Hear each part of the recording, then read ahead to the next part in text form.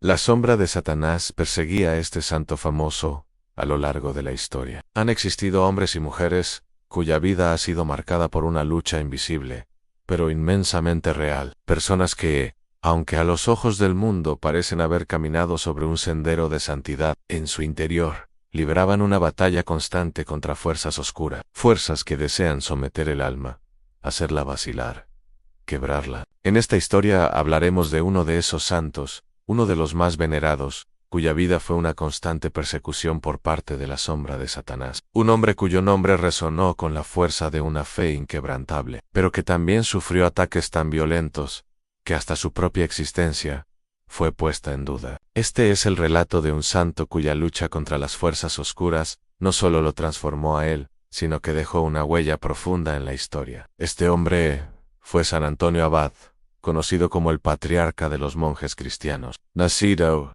en el año 251 en la región de Egipto, su vida no fue una vida fácil. Desde joven, sintió una llamada interior, un susurro que lo impulsaba a abandonar la vida cómoda y segura que le ofrecía su familia rica, para abrazar una vida de pobreza, sacrificio y oración en el desierto. Su vida fue marcada por la extrema disciplina y un fervor religioso tan intenso, que no solo se convirtió en un modelo de santidad, sino también en uno de los blancos más atacados por las fuerzas del mal. San Antonio fue un hombre de oración constante y ascetismo severo. Se retiró al desierto, buscando la soledad para encontrarse con Dios, pero lo que encontró fue una guerra espiritual que lo perseguiría durante toda su vida. Durante sus años de retiro, los relatos de su vida nos hablan de una constante lucha, no solo contra las tentaciones del cuerpo, sino contra la presencia tangible de fuerzas oscuras que intentaban desestabilizar su alma. Se dice que en más de una ocasión Satanás se le apareció en forma de monstruos,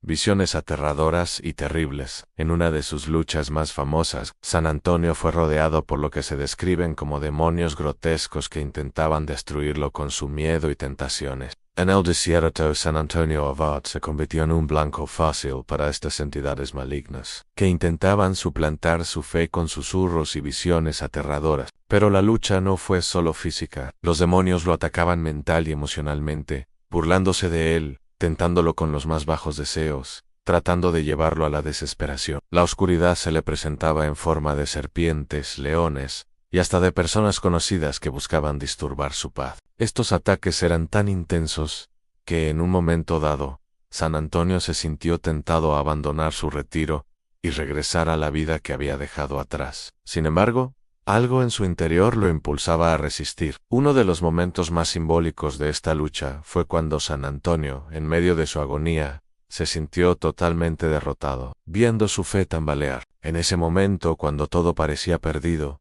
San Antonio escuchó una voz que le decía a San Antonio: ¿Dónde estás?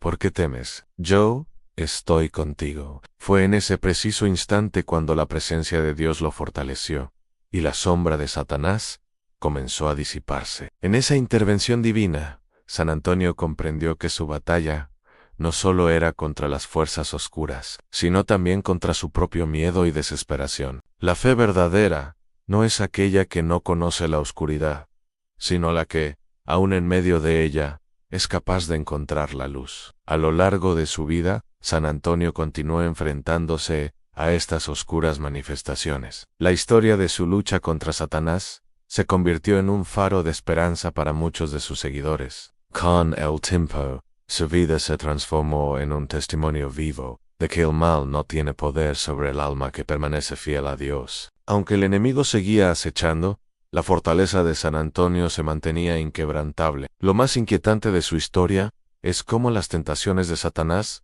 se volvían cada vez más persuasivas. En una ocasión, el demonio intentó hacerle creer que él mismo no era digno de la misericordia de Dios, y le mostró visiones de todas sus debilidades y pecados. Intentó que creyera que sus esfuerzos por vivir una vida santa eran inútiles. Sin embargo, San Antonio, armado con la oración y la fe, despreció esas tentaciones y mantuvo su dedicación a la vida ascética. A medida que las pruebas aumentaban, su resistencia se volvía más sólida. El desierto se convirtió en su lugar de batalla, pero también en su santuario. El mismo San Antonio relató que, en sus años de lucha, Llegó un momento en que ya no sentía miedo de los demonios. En lugar de huir de sus ataques, comenzó a enfrentarlos directamente, con el poder de la oración y la confianza en Dios. La sombra de Satanás, que lo había perseguido durante tanto tiempo, empezó a desvanecerse, porque San Antonio comprendió que el verdadero poder no radica en evitar el mal, sino en enfrentarlo con la luz de la fe. Esta comprensión fue lo que lo convirtió en un modelo de fortaleza espiritual y, eventualmente, en el fundador de una comunidad monástica que sirvió de inspiración a muchos otros. Los demonios, conscientes de que no podían vencerlo, cambiaron de táctica. En lugar de atacarlo directamente, comenzaron a atacar a sus seguidores, intentando hacerles dudar de su santidad y desanimarlos. San Antonio no solo luchó por su propia alma, sino también por las almas de aquellos que seguían su ejemplo. La lucha que libraba no solo era contra los demonios, sino contra la tentación de la desesperanza, de la duda y del abandono de la fe. Al final, San Antonio murió en paz, rodeado por sus seguidores, y con la plena certeza de que su vida había sido un testimonio de la victoria sobre el mal. Su historia de lucha espiritual fue registrada en textos que inspiraron a generaciones de cristianos a resistir las tentaciones del enemigo, a mantener la fe en los momentos más oscuros y a nunca perder la esperanza. San Antonio se convirtió en uno de los santos más venerados en la tradición cristiana, y su vida se convirtió en un faro para todos aquellos que buscaban encontrar la luz en medio de la oscuridad. Hoy en día, la historia de San Antonio Abad sigue siendo un recordatorio de que la lucha contra las fuerzas oscuras no termina nunca. El mal, aunque poderoso, no tiene el último poder. La sombra de Satanás puede perseguir a los más fieles, pero como lo demostró San Antonio, la fe verdadera siempre prevalecerá. La batalla espiritual es real, pero también lo es la luz, que brilla con más fuerza en los momentos de mayo, oscuridad. San Antonio nos enseñó que el mal puede ser enfrentado, que la tentación puede ser superada, y que, con fe, el alma humana puede resistir todo ataque del enemigo. La trágica vida de María Magdalena, revelada en manuscritos desde los rincones polvorientos de la historia, donde las voces de las mujeres han sido calladas, distorsionadas o reducidas a susurros, emerge una figura cuya sombra ha cruzado los siglos envuelta en misterio, controversia y redención. A María Magdalena. Su nombre ha sido pronunciado con temor, con pasión, con juicio y con veneración. Pero su historia, la real, no la manipulada, ha permanecido oculta, fragmentada en manuscritos antiguos, ocultos por siglos, ignorados por concilios y tachados de herejía por el poder religioso. Sin embargo, en esas páginas olvidadas por la historia oficial, se revela una vida marcada por un profundo sufrimiento, una fe inquebrantable y una trágica grandeza que aún clama por justicia. Durante siglos, el relato que sobrevivió de María Magdalena la encasilló como pecadora, como la mujer arrepentida que lavó los pies de Jesús con sus lágrimas. Pero esa versión fue una construcción, una decisión tomada siglos después de su muerte, cuando en el año 591, el Papa Gregorio I la identificó públicamente con la pecadora anónima del Evangelio de Lucas. Desde entonces, la imagen de María Magdalena quedó fijada no como discípula, no como testigo de la resurrección, no como maestra, sino como la mujer pecadora, redimida por la gracia de Cristo. Pero los manuscritos antiguos, algunos hallados en Nag Hammadi, en 1945, nos cuentan otra historia. En estos textos gnósticos, como el Evangelio de María, el Evangelio de Felipe y otros fragmentos, María Magdalena aparece como una figura central, una maestra de sabiduría, profundamente amada por Jesús, y tal vez, incluso su compañera más cercana. En esos escritos, ella no solo entiende lo que muchos discípulos no comprenden. Ella es quien consuela, guía, y en ocasiones, enfrenta directamente a los apóstoles, que la desprecian por ser mujer. Uno de los pasajes más reveladores aparece en el Evangelio de María, donde, tras la muerte de Jesús, los discípulos están llenos de temor. Es María quien se levanta y les infunde coraje, les recuerda que el Salvador está con ellos aún. Ella les comparte una visión secreta que tuvo de Jesús. Pero entonces, Pedro, celoso y desconfiado, pregunta, ¿es posible que él haya hablado con una mujer en secreto y no abiertamente con nosotros? A lo que Levi responde defendiendo a María: si el Salvador la hizo digna, ¿quién eres tú para rechazarla? Estas palabras encierran un eco doloroso en el rechazo. María, aún amada por Jesús, aún valiente entre discípulos asustados, fue rechazada, despreciada, silenciada. Su trágica vida no está hecha solo de sufrimiento personal, sino de una lucha constante contra una estructura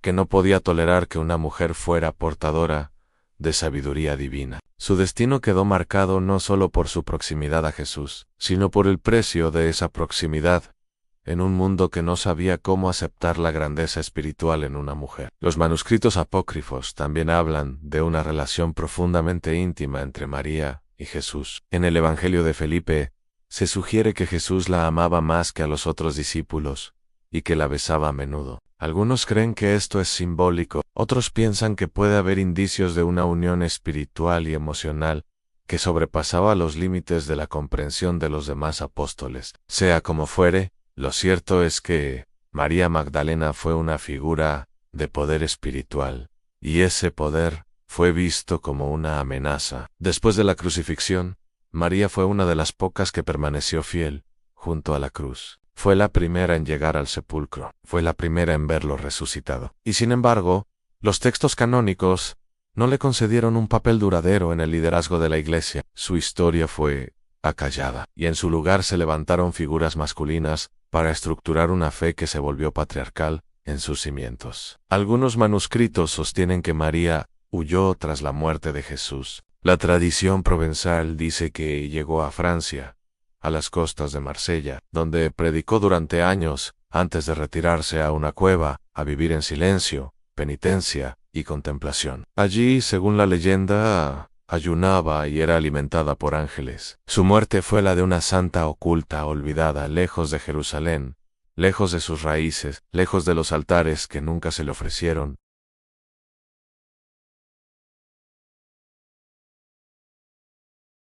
Hoy, al redescubrir estos manuscritos, se revela la vida de María Magdalena, no como una nota al pie, sino como una epopeya no contada. Una historia de amor, pérdida, revelación, persecución y silencio. Su sufrimiento no fue solo físico o emocional, fue espiritual. Fue la pena de ver cómo la verdad era distorsionada, como su maestro era olvidado en su mensaje profundo, como el reino de los cielos, ese que está dentro de nosotros, fue sustituido por templos de piedra y normas humanas. Pero María no desapareció. Su espíritu, como llama viva, ha atravesado los siglos, en los márgenes, en los corazones de buscadores espirituales, en los textos que sobreviven pese a la censura. Su voz aún susurra en el Hijo del Hombre. No vino para condenar, sino para revelar lo que ha estado oculto. Hoy, cuando el mundo busca desesperadamente sanar sus heridas espirituales, la figura de María Magdalena resurge como símbolo de lo que fue perdido y ahora puede ser restaurado. Su trágica vida no es solo un drama del pasado, es una advertencia, un espejo, un llamado. Nos dice que la verdad puede ser silenciada, pero no destruida, que la sabiduría puede ser marginada pero jamás erradicada, y nos invita a mirar más allá del relato oficial, a buscar en lo prohibido, en lo olvidado, en lo reprimido, porque en esos márgenes donde la historia se negó a mirar, está el alma viva de una mujer que amó con pureza, que entendió lo que otros no podían, y que sufrió en silencio el precio de la verdad. María Magdalena no fue solo una seguidora de Jesús, fue una maestra, una testigo, una portadora de misterios, y por eso el mundo la castigó. Pero ya no, el velo ha comenzado a rasgarse. Los manuscritos han hablado, y su historia por fin puede comenzar a sanar las heridas que la mentira dejó abiertas durante siglos. María vuelve, no para reclamar un trono, sino para recordarnos que la verdad tiene rostro de mujer, voz de compasión, y el valor de quien camina sola por amor a la luz. La verdadera historia de Pablo antes de ser apóstol, antes de que se convirtiera en uno de los pilares del cristianismo, antes de escribir cartas que cambiarían el rumbo espiritual de la humanidad, antes de predicar en las plazas y ser perseguido por proclamar a Cristo resucitado, Pablo de Tarso fue un hombre muy distinto. Fue un hombre temido, respetado, han educado a un perseguidor de aquellos a quienes luego llamaría hermanos. Y su transformación no solo fue un evento milagroso en el camino a Damasco, fue el resultado de una vida entera marcada por contradicciones, pasiones y secretos que la historia oficial apenas menciona. Nacido en Tarso, una ciudad cosmopolita del mundo grecorromano, Pablo, cuyo nombre hebreo era Saulo, creció en un entorno complejo. Tarso era conocida por su universidad, sus escuelas filosóficas y su diversidad cultural. Desde muy joven, Pablo estuvo expuesto tanto a la sabiduría griega como a las tradiciones más estrictas del judaísmo. Era un ciudadano romano de nacimiento, privilegio que le daría inmunidad en muchos momentos difíciles, pero su identidad estaba fuertemente arraigada en su fe judía.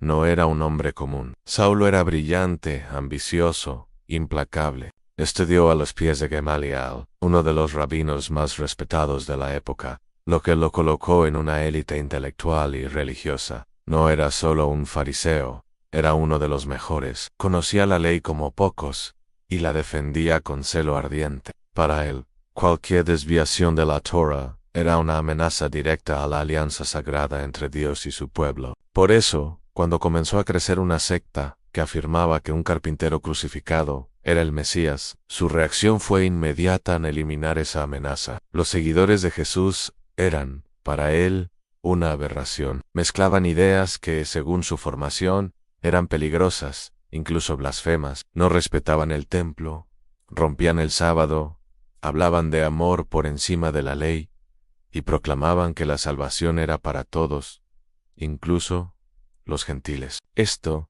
para Saulo, era insoportable. No se trataba solo de proteger la religión, sino la identidad misma del pueblo hebreo. Por eso, se convirtió en perseguidor. No cazaba cristianos por crueldad, sino por convicción. Saulo creía que cumplía una misión sagrada. Entraba a casas, arrastraba a hombres y mujeres, los entregaba para ser juzgados, encarcelados, incluso ejecutados. Y lo hacía con frialdad, sin dudar. Estuvo presente cuando apedrearon a Esteban, el primer mártir cristiano. Guardó los mantos de los asesinos. Miró sin apartar la vista. Fue un testigo que aprobó el acto con silencio feroz. Sin embargo, algo comenzó a fracturarse en su interior. Detrás de su dureza, algo lo inquietaba. Las oraciones de los moribundos, la fe inquebrantable de los que morían perdonando, la serenidad de los que amaban hasta el final, eran señales que comenzaban a horadar su alma. Él, que había memorizado los profetas, comenzó a recordar pasajes olvidados, textos que hablaban del Mesías sufriente, del siervo rechazado, de un pacto nuevo que no estaría escrito en piedra, sino en corazones humanos. Pero aún no era suficiente para quebrarlo. Fue necesario un golpe de luz. Rumbo a Damasco, con cartas de autorización para encarcelar a más creyentes. Una luz más fuerte que el sol lo envolvió, lo derribó, lo dejó ciego. Una voz inconfundible resonó en su interior en Saulo. Saulo, ¿por qué me persigues? No dijo, ¿por qué persigues a mi gente? Sino, ¿por qué me persigues? En ese instante, todo su mundo se desmoronó. El perseguidor entendió que el perseguido era el Señor, que el crucificado era el ungido, que su celo había estado dirigido contra la verdad misma. Durante 3 días, Saulo quedó ciego. No comió, no bebió, solo lloró, se desmoronó por dentro. En esos días murió el hombre que fue, y comenzó a nacer Pablo el apóstol, pero ese renacer no fue inmediato. Fue un proceso largo, doloroso, lleno de sombras. Después de recuperar la vista por medio de Ananías, un hombre al que Dios envió, pese a temerlo profundamente, Pablo se retiró. Según sus propias cartas, pasó años en Arabia. No fue directamente a predicar. Necesitó tiempo para comprender, para desarmarse, para reconstruir su visión del mundo. El hombre que hablaba con pasión, que discutía en sinagogas, que lanzaba acusaciones con dominio de la ley, ahora era un hombre quebrado, que debía desaprenderlo todo. Ya no podía ver a Dios como juez implacable, sino como un padre herido que entregó a su hijo. Ya no podía apoyarse en el mérito de la ley, sino en la gracia inmerecida del amor divino. Fue allí, en el desierto, donde Pablo realmente encontró su vocación. No en las calles, no en las sinagogas, sino en el silencio. Allí comprendió que su pasado no era un error, sino un camino que lo preparó para ser testigo del poder de la transformación. Si Dios pudo convertir al más feroz perseguidor en el más apasionado evangelista, entonces nadie estaba más allá de la redención. Ni los romanos, ni los griegos, ni los pecadores, ni los olvidados. Pero ese pasado lo acompañaría siempre. Cada ciudad a la que iba, alguien lo recordaba como Saulo. Muchos cristianos desconfiaban de él.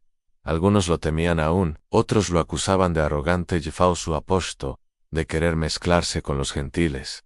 Y sin embargo, Pablo siguió, caminó miles de kilómetros, fundó iglesias, escribió epístolas en prisiones, fue apedreado, azotado, rechazado, pero nunca olvidó lo que fue. Nunca dejó de recordar que él, el peor de todos, fue alcanzado por gracia. Pablo no fue perfecto, fue terco, polémico, complejo, luchó con sus propias contradicciones.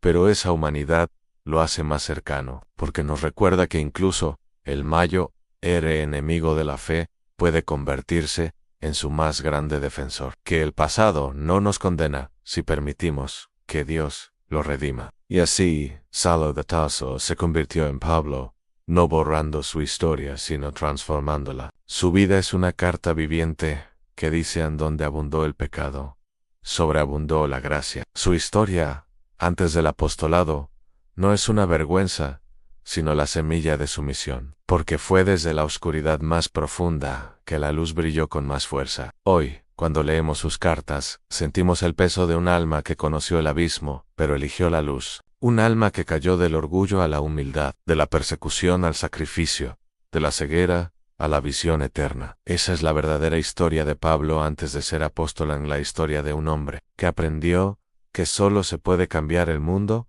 cuando uno mismo ha sido cambiado por dentro. Durante siglos la figura de Judas Iscariote ha sido señalada, odiada, condenada. Su nombre se convirtió en sinónimo de traición. Su acto quedó marcado como la más oscura de las deslealtades.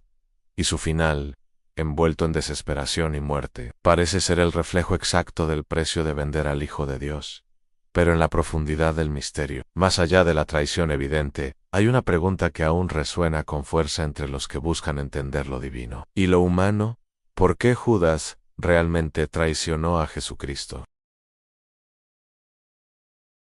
Para comprender a Judas, hay que entender el contexto en el que vivía. Israel estaba bajo dominio romano. El pueblo esperaba un Mesías guerrero, un libertador político, un descendiente de David que se alzara con espada, que destruyera a sus opresores, que restaurara el trono en Jerusalén. Judas, como muchos otros, tenía esa esperanza. Anhelaba el cumplimiento profético, pero lo interpretaba a través de sus propias expectativas humanas. Y cuando vio que Jesús hablaba de perdonar al enemigo, de poner la otra mejilla, de amar a los romanos, de entregar su vida, algo dentro de él comenzó a romperse. Tal vez Judas pensó que traicionar a Jesús no sería su final, sino el inicio de una revolución. Tal vez creyó que si ponía al maestro en una esquina, rodeado por las autoridades, entonces él se rebelaría con poder, levantaría su voz como trueno, llamaría a legiones de ángeles, y el reino vendría con gloria visible. Tal vez su traición fue una manipulación desesperada para forzar lo que él creía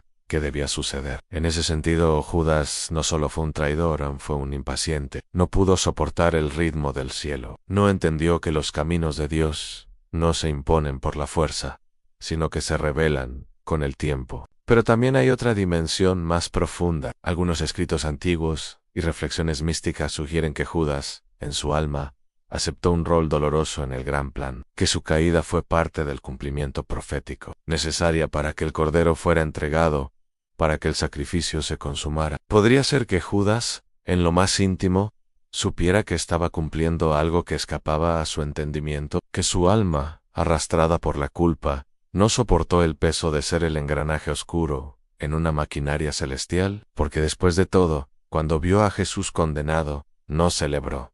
Lloró, se arrepintió, devolvió las monedas, se ahorcó, no fue indiferente, fue destruido. En su muerte hay una confesión que pocos quieren ver. Judas amó, pero no entendió, creyó, pero no esperó, sirvió, pero no se rindió por completo. Y ese casi entregado, fue suficiente para abrirle la puerta a la oscuridad, porque no basta conseguir a Jesús por fuera, hay que entregarse por dentro, no basta con estar en la mesa, hay que abrir el corazón. Judas estuvo tan cerca, y sin embargo tan lejos. Lo tuvo todo, pero no se abandonó del todo, y ese resquicio fue suficiente para que el adversario entrara. Jesús lo sabía desde el principio, lo miró con amor, lo llamó amigo, incluso en el momento de la traición, porque en el corazón de Cristo no había odio, solo un dolor profundo, no por la cruz que venía, sino por el alma que se perdía. Judas no fue maldecido por Cristo, fue condenado por su propia incapacidad de volver. Pedro también negó, pero lloró, esperó, regresó. Judas se ahogó en su vergüenza, y en ese abismo perdió la oportunidad de ser restaurado. Jesús habría perdonado, lo estaba esperando, siempre lo espera. Y ahí está el misterio más grande.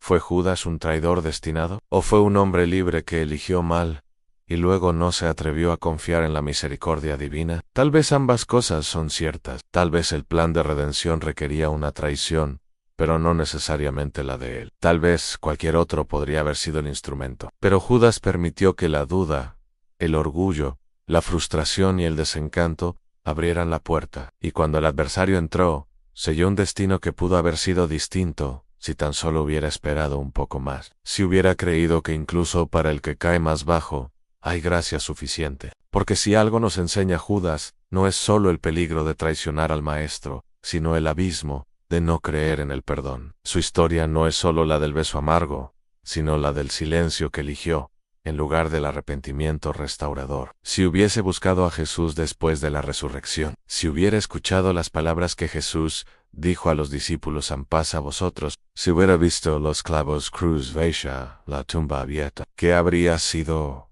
de él? Tal vez habría sido el testimonio más impactante de la redención.